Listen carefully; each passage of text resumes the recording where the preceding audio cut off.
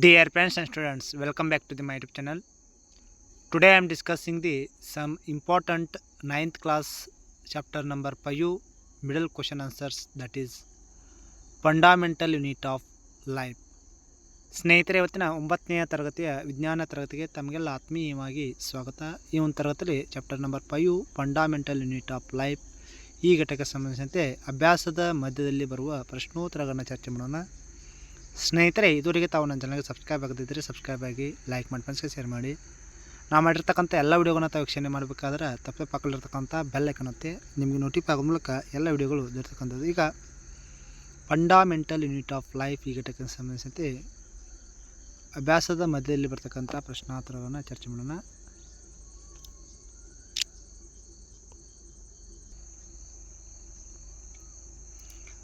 Chapter number 5, the fundamental unit of life. In text question answers on page number 59. First question: who discovered cells and how? Who discovered cells and how? Cell was discovered by Robert Hooke with the help of his self-designed microscope. He examined a thin slice of cork and saw that the cork resembled the structure of a honeycomb consisting of many compartments. Question number 2: why is the cell called the structural and functional unit of life? Why is the cell called the structural and functional unit of life?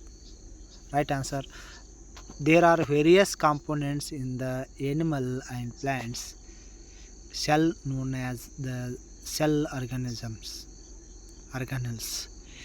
Each kind of cell organelle performs a specific function, such as making new materials in the cell, release of waste, transportation, etc. Thus a cell can perform all its functions with the help of these organelles. That is why the cells are called structural and functional unit of life.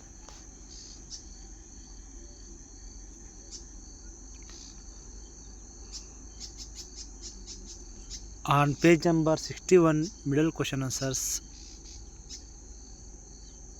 how do you substances like carbon dioxide and water move in and out of the cell? Discuss. Right answer: substances like carbon dioxide accumulate in high concentration inside the cell. There is carbon dioxide concentration difference in the internal and external environment of a cell. Carbon dioxide moves out of the cell from a region of high concentration to a region of low concentration outside the cell by the process of diffusion.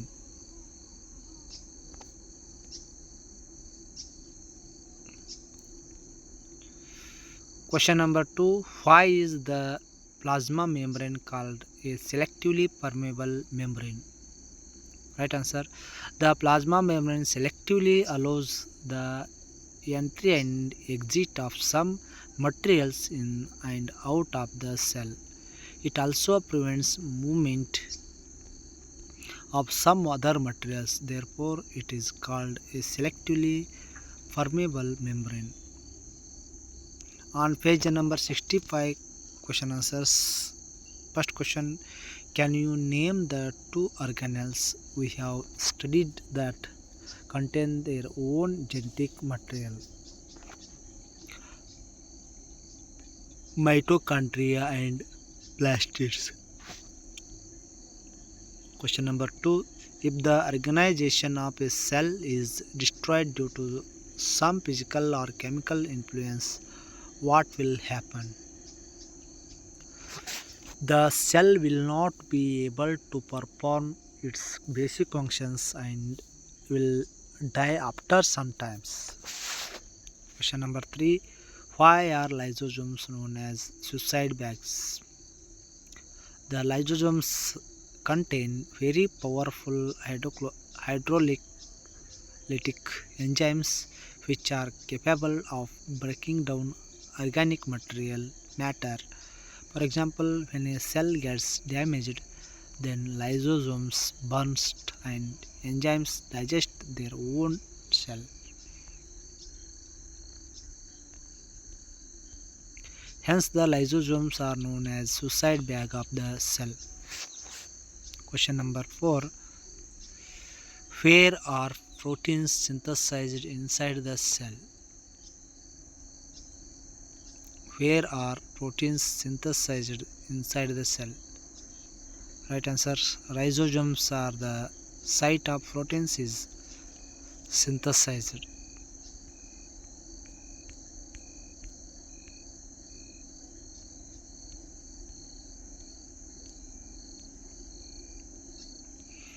Dear students, if you have any doubts in this chapter exercise question middle question answers, please share and subscribe my channel. Thank you.